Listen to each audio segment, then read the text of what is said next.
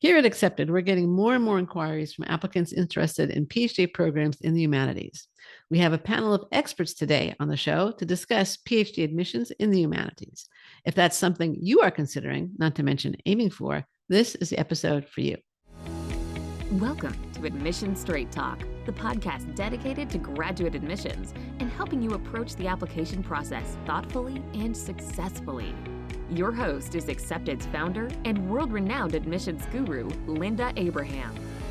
At Accepted, our mission is to get you to that unforgettable moment when you read your acceptance email and shout, "Yes, I'm in!" Confident you'll be attending the perfect program to help you launch the career of your dreams. Welcome to the 568th episode of Admission Straight Talk. Thanks for tuning in. The challenge at the heart of PhD admissions is showing that you both fit in at your target programs and are stand out in the applicant field. Accepted's free download, Fitting In and Standing Out, the paradox at the heart of admissions, will show you how to do both. Master this paradox, and you are well on your way to acceptance. You can download this free guide at accepted.com/FISO, which stands for Fitting In, Standing Out. Again, that's accepted.com/FISO. Now today, again, we did this once before. I thought it worked great, so we're going to do it again. We have a panel, and our panelists today are Vanessa Febo, Accepted Consultant, who has 10 plus years of experience teaching writing at UCLA, where she has also guided applicants to acceptances, scholarships, and grants, including the Fulbright, Stanford's Knight Hennessy, and Ford Foundation Fellowships through UCLA's Center for Scholarship and Scholar Enrichment. She is completing her PhD this summer. So almost congratulations, Vanessa, and welcome.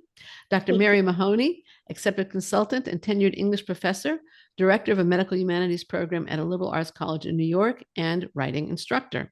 Dr. Mahoney earned her PhD in literature and writing. Dr. Christy St. John, Accepted Consultant and former admissions director at Dartmouth and Vanderbilt. She earned her PhD in French and Italian. And you're all repeat guests on Admission Straight Talk. So welcome back to Admission Straight Talk. It's a pleasure to have you. And I'm really excited about this new format that we're experimenting with. We won't do it all the time, but I've enjoyed it when we've done it in the past. So delighted you can all join me. Thank you. Here we go. Now, I realize that the topic is PhD admissions in the humanities. That is a very broad topic. So the question is, what will most PhD programs in the humanities want to see in applicants, both academically and experientially? And I'll tell you what, Christy, why don't you start with that one? Well, one of the key things is that you have an idea of what you want to do this program for, that you have a basic idea of the research you'd like to do. Academically, of course, you do have to have strong grades and good test scores. And I think one of the key things for me when I was applying was I was really worried about the test score. And it wasn't as important as my grades, actually.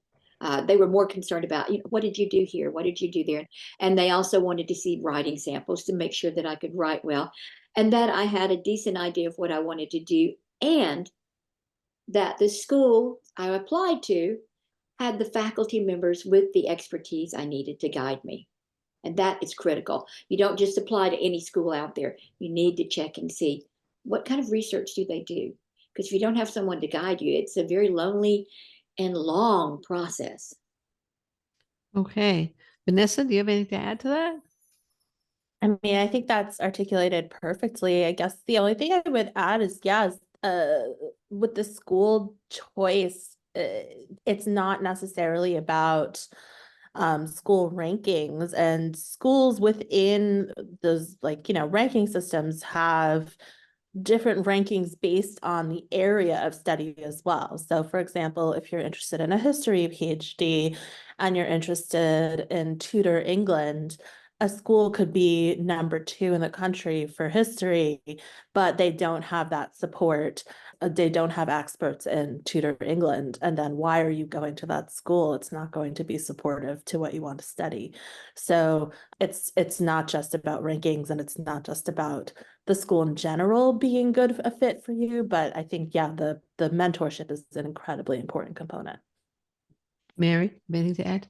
Yeah, well, for me, I did a master's degree and then did a PhD. And I can say that one of the things that I wasn't privy to until I started that master's program was that the faculty at the master's program frequently have inroads with faculty in other programs. And so there's often an unofficial liking between schools, and some schools prefer to have a closer look at those candidates who are coming from either an undergraduate school or a master's program with a school that they've had good experiences with their students in the past. And I know that was influential in my ability to go to the PhD program I went to. How can you research that if you're considering going for a master's or undergrad? I would say develop trusting relationships with your professors, and as your conversations go further and further with the seriousness of what you want for your future, they will start to tell you stories about their suggestions for where to apply, and disclose perhaps where some of the previous students had gotten in due to, in part, the affiliation with or the liking of the master's program. Okay, great. I want to go back to something that you said, Christy, about the importance of a goal, a post-PhD goal. Now, in the humanities, I mean, there are, as I understand it, a shrinking number of faculty positions in the humanities.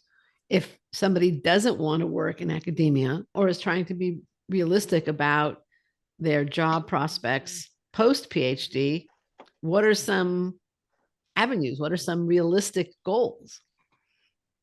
Well, as you know, my PhD is in French and Italian, and I was going to teach, but I actually got recruited to the business school at Vanderbilt because I had lived abroad for about 8 or 9 years, and they wanted someone with international experience who also spoke the languages. But so they hired me to teach French for business and Italian for business. And these were not obviously crowded courses, but they were fun. And also to deal with the exchange programs and start recruiting the international students and working with them.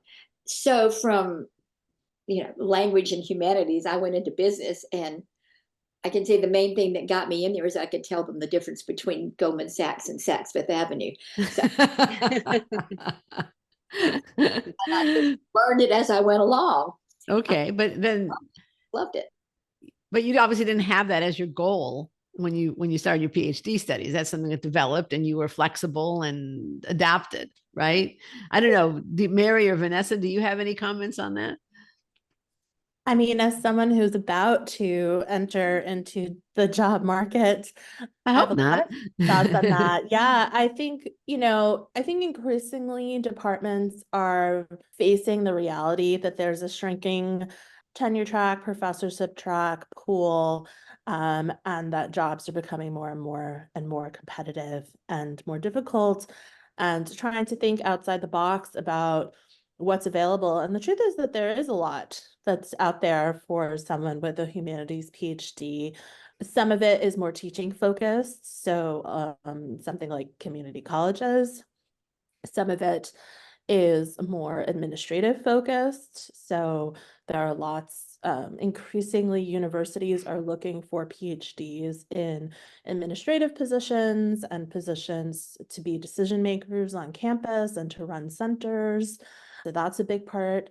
And then outside of academia altogether, I know personally people with humanities PhDs who work in tech, who work in all sorts of different fields. You learn a research skill set, broadly speaking, in the humanities that is pretty broadly translatable to lots of different fields. So I think a lot of people come into a PhD program expecting to be a professor and wanting to teach, but I think being open to other opportunities is a good thing because they're definitely out there. Mary, do you have anything? Yeah, I would say the vast majority of the people that I know who completed their PhDs had aspirations to be in academia. However, I do know people with PhDs in literature or even literature and creative writing who went and worked at museums, went and worked in art curating, in gallery archives, international programs for ESL, and on and on. The not-for-profit route, though, is probably one that's most appealing among the people that I've seen choose it, or choose an alternative path other than to go into academia, or they graduated, but they weren't successful with their applications or their interviews, and they had to, by need, choose an alternative route. Also a good route to think about, because publishing companies do a lot, Right. not just Sure. text publishing, but you do, as Vanessa said, you develop a lot of strong research skills. You know a lot about different things. You learn to think critically about what you're looking at, so that you make a really good candidate for a publishing company. Good point. Good point. I was thinking as you were all talking that one thing I would assume PhDs in the humanities learn is qualitative analysis. It may not be the quantitative analysis that's typical in the STEM field, but qualitative analysis is also valuable. And it's something that one would assume PhDs in the humanities should end up with at the end of that education.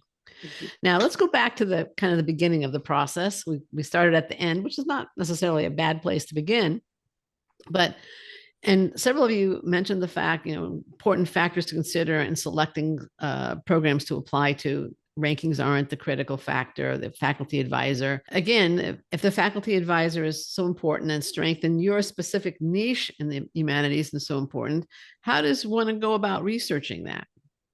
And Vanessa, why don't you start out with that? Since I guess you did it most recently, I'm going to guess. Yes.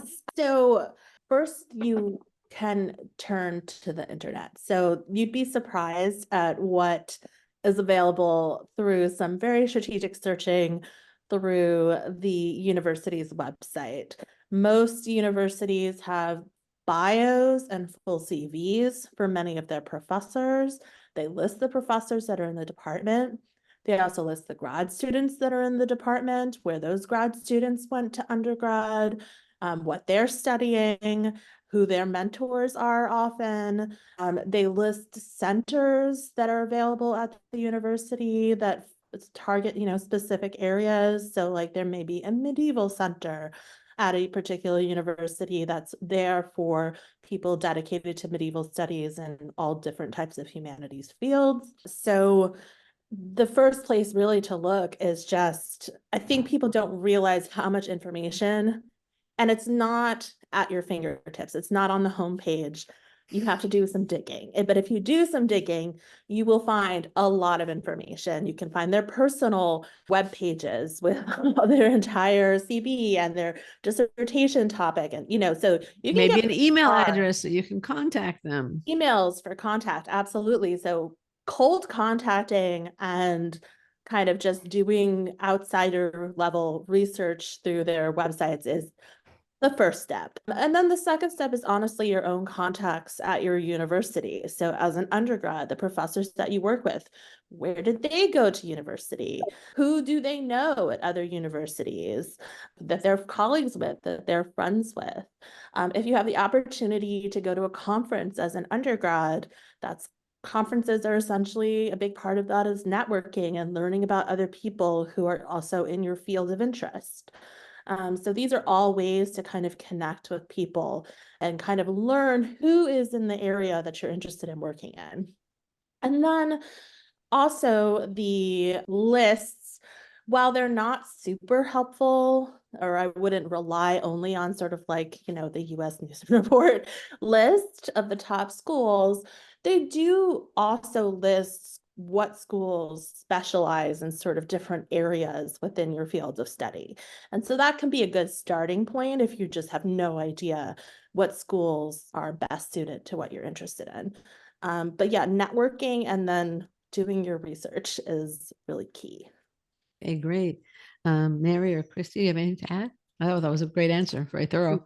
Okay. What is, in terms of research, we've been talking about applicants doing research on the schools and on the programs, but typically when applying to PhD programs, correct me if I'm wrong, one has to have done research in order to show your desire and ability to do it in the future. What is enough research when applying to PhD programs? And does an applicant have to be published? And Mary, why don't you start with that one?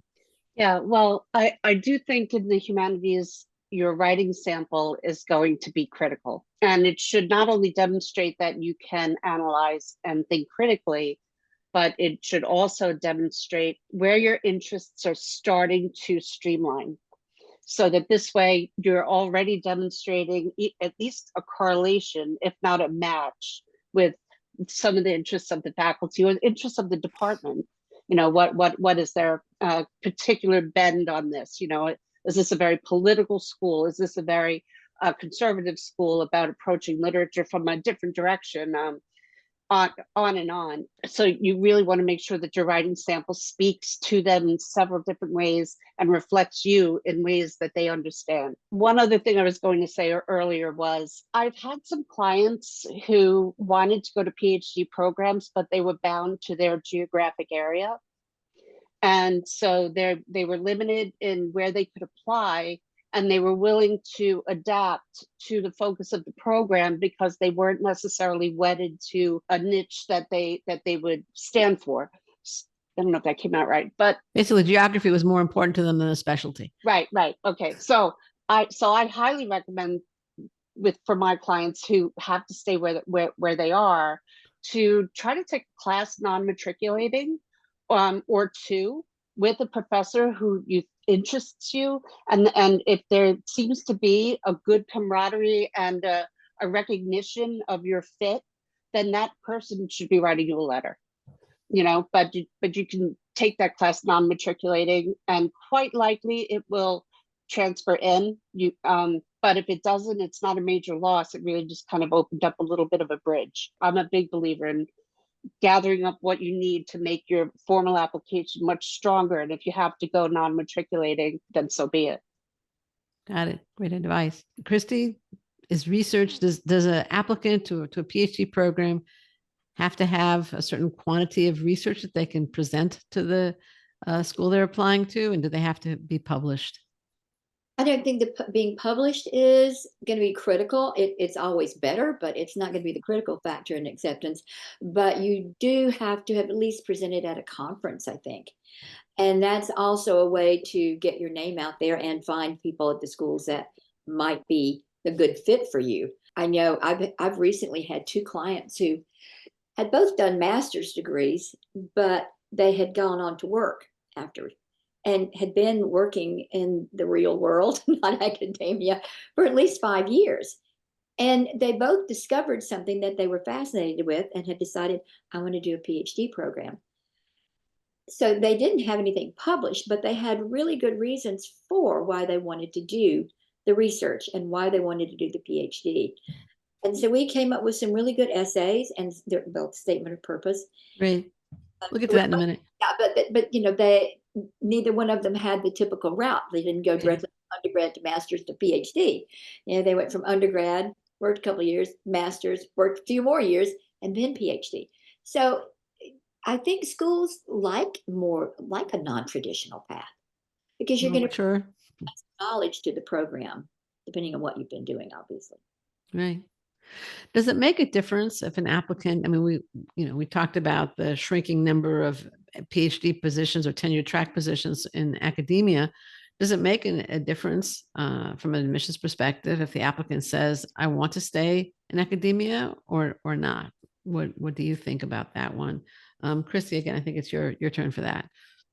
Doesn't make a difference. All I can say is I think that from what I gathered from my dissertation directors, they really wanted people who were going to be in academia to make the school more famous, obviously, and to garner credit for their work as well as my work.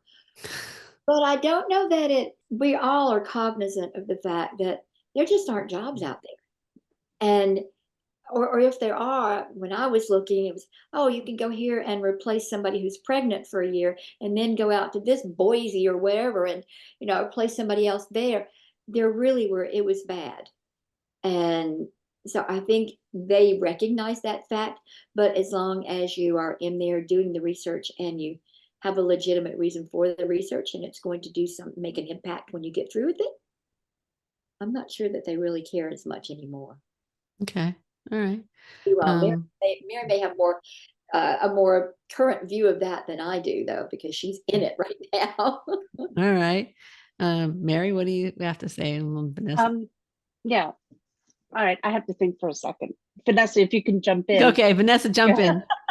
Sure. Yeah, I mean, I definitely think that for very long time, there was a stigma against people who were not interested in academia. So it was pretty good advice to say that you were planning on becoming a professor and that you wanted to continue to conduct research professionally.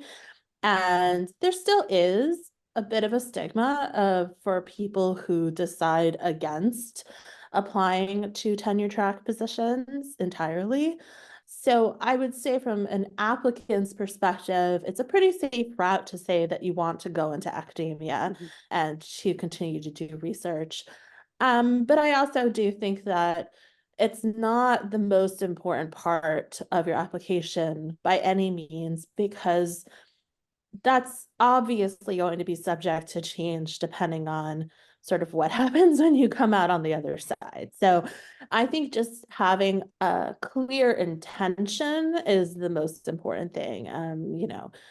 So whether that's but I do think it's the safest bet still probably to say that you want to go into academia and become a professor, because like I said, that stigma, depending on the school, it can vary, but that stigma against people who want to leave academia is still pretty strong. Do you think that it's important if you, let's say you're applying to this PhD in the humanities field and you do want to go into academia, it's not just a matter of saying it, that's really your preference. Is it important to have a plan B, or just kind of deal with it when you get out? And PhD programs are a lot longer than master's programs. So Sure. if you're entering a master's program, you have sort of 2 years to figure it out, and you're coming out on the other side before you even realize it. A PhD program, especially in the humanities, can be 5, 6, even 7 years. So you really do have that luxury of time to worry about what you're going to do on the other side once you've actually gotten through the program. So I actually don't I think the more important thing is to focus on figuring out what you want to study and to figure out who you want to work with and have that plan pretty set going in. And that's also something that admissions is going to be looking for, is that is really concrete. But what you do afterwards will come, because you're going to be a different person in 5, 6, 7 years anyway. So Good. yeah. So I think figuring out what you want to research is the more critical and more pressing issue. Okay. Mary, do you have anything to add? Well, I was exceptionally concerned about what I would do once I graduated. I didn't have, as a graduate student for so many years, I didn't have money in the bank. And so I really had to know what I could do to work to be able to stay independent. And I did take one part-time gap year between finishing my PhD and starting a tenure track job. I can't say that that was advantageous in any way. It's just that the second year I was more successful in the application process. But I absolutely had to have a plan B. And my story is a little bit less typical than some of the other people, but there were 2 things that I wanted to share. One was that sometimes graduate students who are already living with other graduate students in apartments and houses have a plan B collectively, that they're all going to stay another year. They're going to try to work part-time here, work part-time there, get an adjunct position somewhere nearby, and then they try to figure out the networking for the tenure track lines as they go. So they plan on like a semi-soft gap year. But the other thing I wanted to say is I think there's a little bit of a divide among humanities faculty in the sense of who is appealing to them, in that it's, when you think about it, people working in academia really have a very different sense of a work life, and they have a very different sense of a work community and what work means.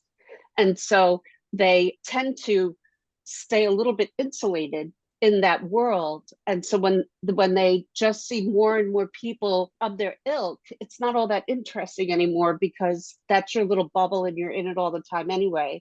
And so sometimes, this isn't my favorite way of saying it, but sometimes like an applicant who is a career changer, or an applicant who works in one capacity but wants to study in another, becomes really interesting to some of the faculty, because they're just kind of tired of just the solely bookish type.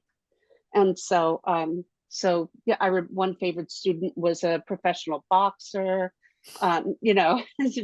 things like this, an EMT, previously a cop, previously a surgeon.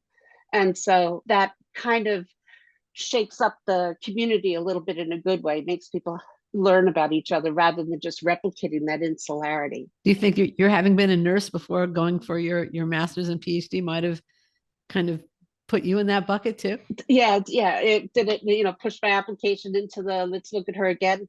Yes, and I didn't even know that there was a faculty member in my master's program who committedly trying to recruit people who had blue collar jobs. And at the time, my nursing job at that time, it's not so much anymore, was kind of considered a blue collar job. Okay. And so he wanted all the cops, he wanted all the nurses, he wanted all those people to come in. And that was just serendipitous. Okay, sounds good. Thank you. Let's turn to the application itself. All right. What is the role of the statement of purpose in the PhD application process? I'll tell you what, Vanessa, you want to start with that one? It plays a very important role. It tells the admissions committee the work that you have found most important that you've done so far. It's an opportunity for you to describe. Sometimes they don't have a separate sort of like research statement. So in many instances, this is also your opportunity to describe the kind of research that you're interested in and what you want to do. It's also your opportunity to make a case for why that particular school and who you want to work with, and to state what your purpose is attending the program, to enter academia or to, work at a museum or whatever as we discussed. So it really is your opportunity to sort of tell your story about and construct your narrative so that it's clear that your life and your experiences have been leading to this point where you're applying to this program, and for them to hopefully say, well, it makes perfect sense why they're applying to our program and they fit the criteria that we're looking for. So it's one of the most, especially in PhD and master's programs, the statement of purpose is just so incredibly crucial. Okay, great. Mary, do you have anything to add to it? I think more and more of the graduate programs, or there are many more graduate programs now that are humanities, but they're also in a certain way interdisciplinary. And so I think if you can look at your interests in a way where they don't necessarily just have to be singularly defined, but it could be the intersection of two different disciplines. And so in a circumstance like that, your fit with how that graduate program works in interdisciplinary ways is critical. You don't want to learn how to grow orange trees from a program that grows pineapples, right? So you don't want to do it that way, but you want to find the intersection already and show your fit in that way.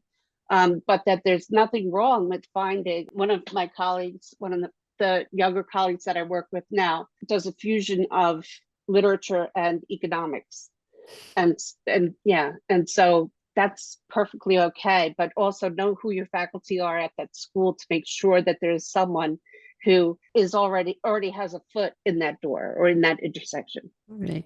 Now, actually, as I think about it, I think everybody on the panel, I forget exactly your specialty, Vanessa, is in a comparative lit. Is that correct? It's English lit. Yeah. English lit. Okay. So you may not fit this model, but you were Italian and French, right, Christy? Yes. Right. And you're the director of a medical humanities program, which is, again, an intersection of two very different, seemingly different fields. You'd think that they would be related, but I mean, academically, they're certainly different fields. And right? certainly the top schools who have graduate programs that are interdisciplinary really frame it when you look at their definition and their mission statements, they really frame what they do in that program as a space of staying open in spaces of uncertainty, so that this way there could be more discoveries by way of the intersection of these different disciplines, so that you don't have to step in feeling as if you know the answer of what this intersection means, but that you have to, spend time in it in order to suddenly realize what it means. To explore it. I mean, that's the idea of the PhD, is to push human knowledge, isn't it? Further and further. Okay, so getting back to the statement of purpose, this was very interesting. Christy, do you have anything to add on the statement of purpose? Not on the statement of purpose, though, but something just came to mind when you were talking about disciplinary fields. I mean, my third area was pedagogy. Oh, really? I didn't know that. Languages. And that was totally fascinating to me. And I did lots of papers with people in other departments about different techniques for learning languages.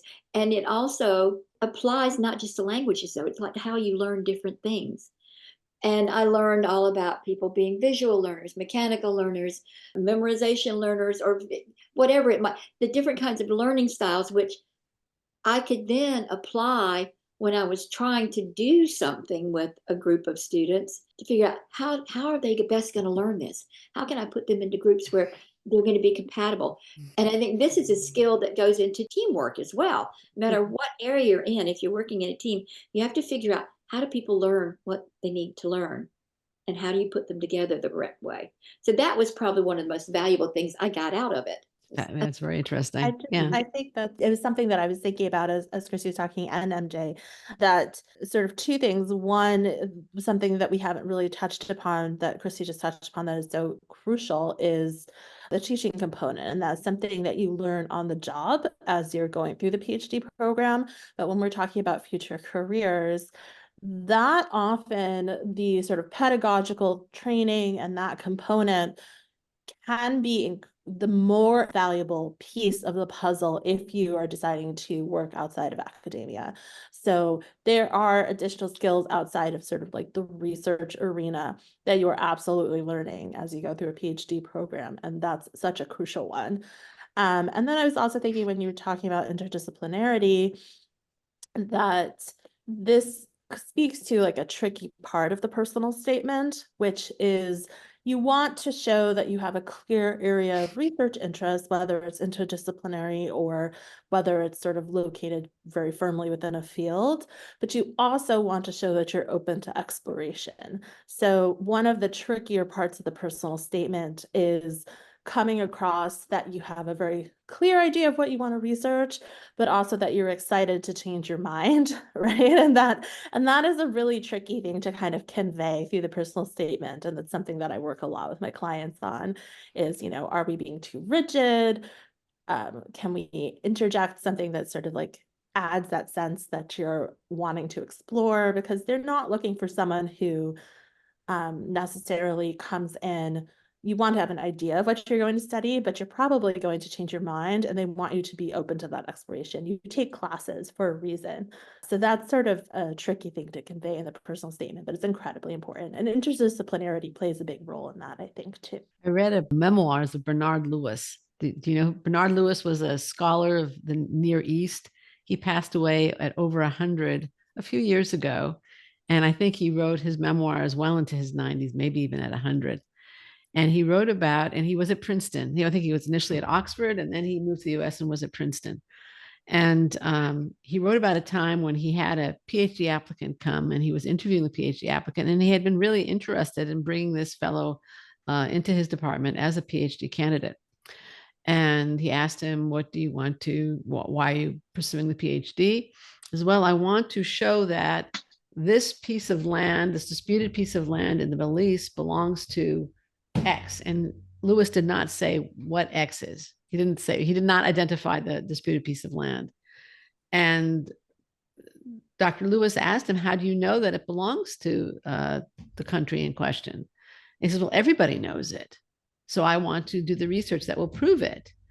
And what will you do if your research proves otherwise? He says, oh, it won't. He wasn't invited to join the program. I think that going to your point of exploration and flexibility, that particular candidate was not showing the necessary open mind and openness to following the data. Yeah. Or even reasonable curiosity about the data. Yes. We're dealing with hypotheses here. We're not dealing with concrete facts in most cases. That's the idea of research, isn't it? Yeah. The scientific method applied in the humanities. Right. So, okay, let's that story just came to my mind. Mary, do you have anything to add to this, or we're okay? We can move on. We're okay. Okay. So I'm going to ask you then, since you're okay, I'm going to ask you to comment on the role of the writing sample and specifically what makes for a good writing sample. Should it be something that the applicant composes for the application? Is it a sample of research they've done? Should it be a statement of the research they want to do? What should it be? Well, it really depends on the orientation of the program, I think, because, for instance, my PhD was actually a specific kind of PhD program that had a creative dissertation, not an analytical dissertation. And so my writing sample needed to be creative writing, and preferably sending them creative writing that had already been accepted for publication. So that was, in my field, it kind of just makes practical sense that if you're already involved in these genres and you're already publishing in these genres, your writing sample might need to reflect the genre that is your area, because they do group you according to genre within under the umbrella of the entire pool of PhD students entering the program. So, they can't have 31 fiction writers and one poet, right? They have to have a pretty good balance for their genres. On the other hand, in the analytical writing, I think that it has to be able to show disciplined critical thinking and literary analysis, no matter how you define your role in that, whether you are working from theory, whether you're working intersecting theories, whether you're working in a more traditional close reading kind of arena, but that it should reflect where you would fit. Okay, great. Christy, do you have anything to add to that?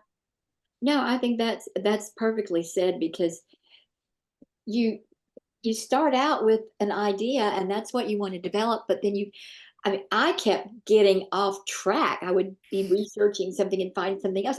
Oh, that's even more interesting. My dissertation director had to pull me back and say, you've really got to pick one of these things. You cannot write a 9,000 page dissertation. So I really had to curb myself, but there's so many interesting things out there. Yeah.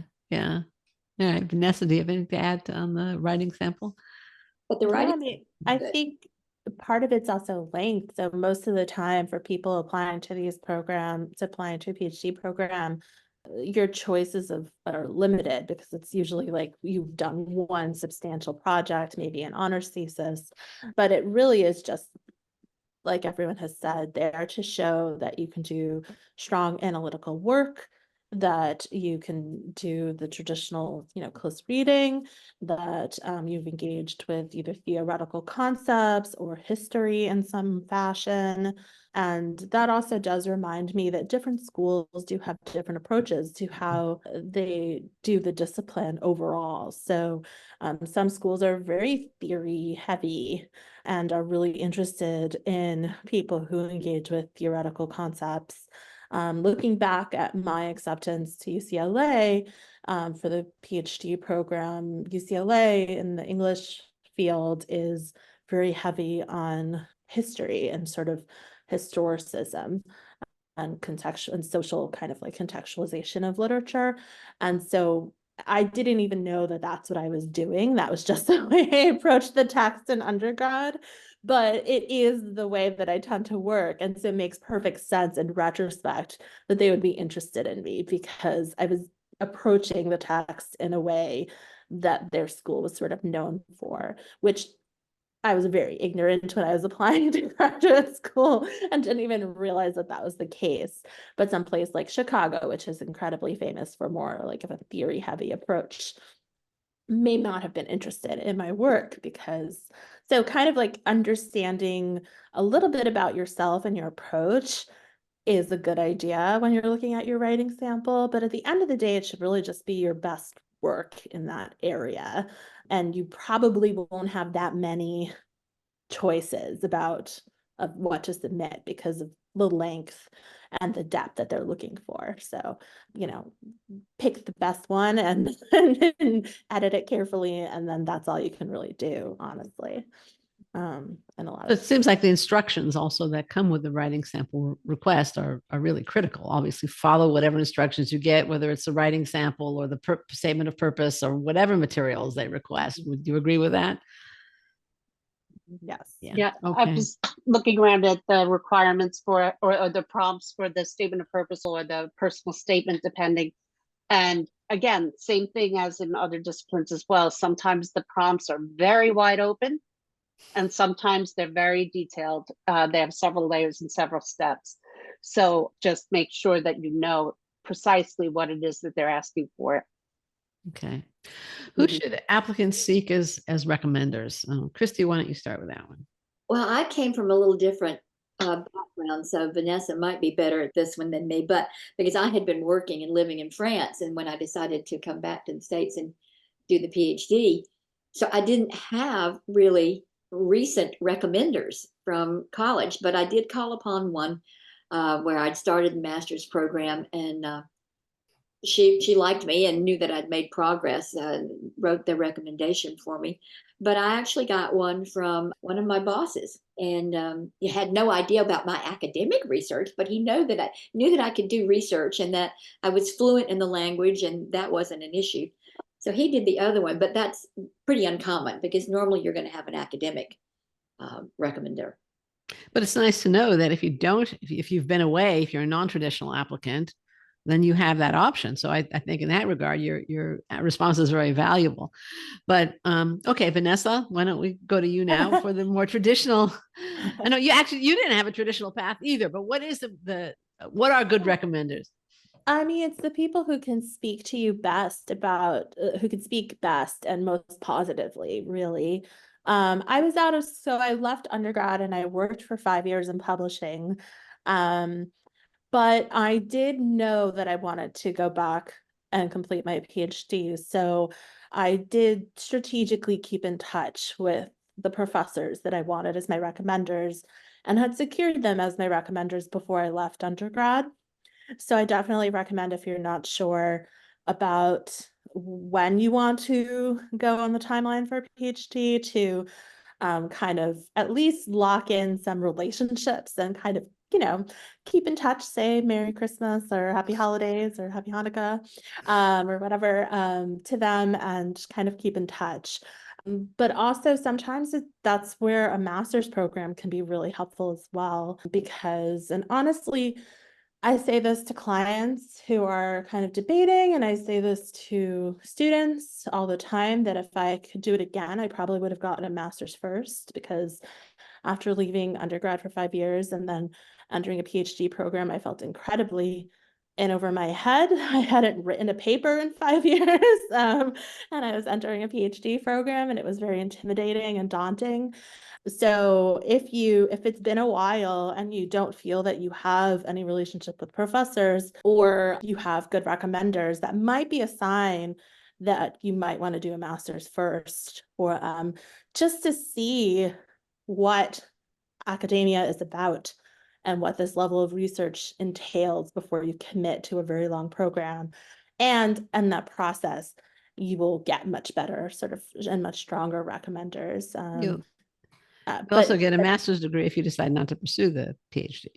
right, yeah, you come out of it, the time commitment's so much shorter. I mean, 2 years is not nothing, but it's a lot shorter than a PhD. And you'll have a much better understanding of kind of what it entails. So if you are someone who doesn't think they have recommenders, that might be a good sign that you want to kind of figure out whether you want to do this, and a master's is a good way to do that. Would you ever recommend that somebody, let's say you're a junior or a senior and you're graduating college and you have good relationships with some professors, but you want to work for a few years before going back to school, and you're thinking of a PhD? Is it an idea to ask those professors while you're in college to write a recommendation for you? Because at that point, they remember you and they know you, and in 4 or 5 years, they may not. Did anybody ever do that? That's what I did. Yeah. Oh, all right. Yeah. I asked people on my way out. And I mean, part of it was I was expecting to only take a year off and work in publishing, and it turned into 5 years. But yeah, and that worked out pretty well, because they could basically just update the date. But they had, and even if our relationship had faded and they'd forgotten who I am at the time that they wrote the letter, they knew. So that was helpful. Yeah, but so I would definitely recommend that if you're thinking of taking a gap year, secure those letters before you do. Okay, I great. think it's also in a way courteous to do it ahead of time like that, because 5 years out, your professors will have encountered so many other special students as well. And so to have a letter that had been guided by common experiences in, say, either an interfolio file, or even if some professors will also send you a copy of that letter as a courtesy, and that you hold on to it. So when it's time to get back in touch with them again, you make it easier for them to have fuller recollection, and they'll recognize their own writing where they want to replicate what I said in paragraph 2, because, you know, I'm reading it now 5 years later and I like what I wrote, you know. So they actually like that. Okay, great. Yeah. Do you have any last words of advice, or is there anything that you wish I would have asked you? And Mary, why don't we start with you on that one? Okay. Yeah. Last words of advice, or what do you wish I would have asked you? You do not necessarily have to have the equivalent undergraduate degree major as the graduate program that you're going to. And so you could be a librarian, but you've been publishing stories, and then you want to go over to an MFA program or something like that. So there's not necessarily the same expectation as other disciplines where, like, for instance, social work, like many graduate programs want you to have the BSW, and then you can go into their master's program, and they'll make that very plain in their description of who they are and who they want.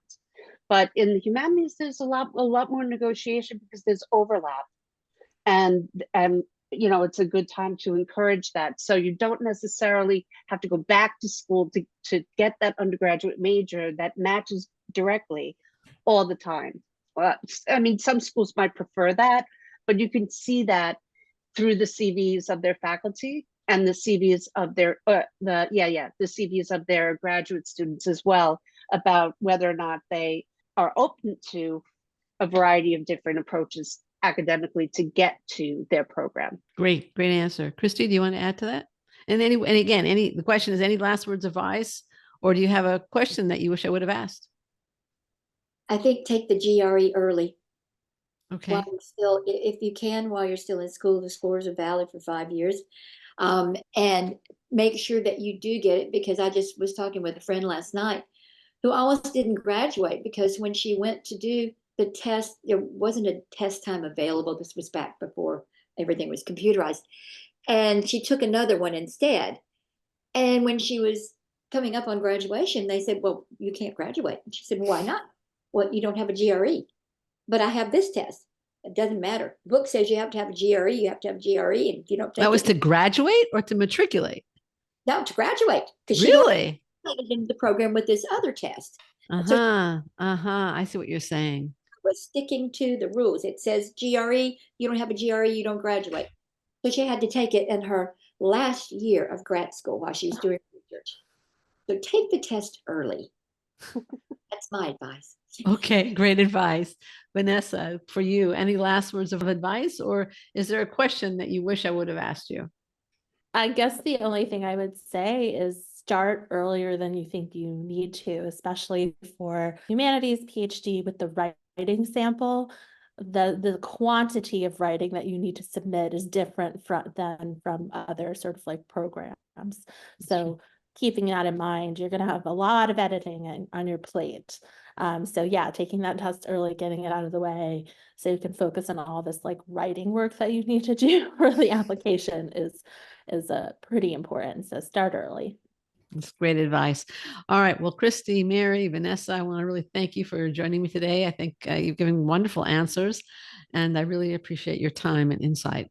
Listener, if you would like to learn more about Vanessa Febo, Dr. Christy St. John, or Dr. Mary Mahoney, and it will soon be Dr. Vanessa Febo also, or if you want to take advantage of their expertise in PhD admissions, we're going to include links to their bios and contact me pages in the show notes at exhibit.com/568. Listener, I want to thank you too for joining me and today's panel for our 568th episode. If you find the show worthwhile, I have a suggestion for you. Subscribe. That way you won't miss any of our future shows, whether admissions directors, writing experts, test prep pros, fantastic admissions consultants, or alumni doing great things. You can find subscribe links in the show notes at accept.com/568. Quick reminder, master the paradox at the heart of PhD admissions in the humanities by downloading our free guide, Fitting In and Standing Out, the paradox at the heart of admissions. Grab your copy at accepted.com/FISO, as in fitting in, standing out. Again, that's accepted.com/FISO. Thanks again for coming. This is Admission Straight Talk, produced by Accepted, and I'm your host, Linda Abraham. I'll talk to you again next week.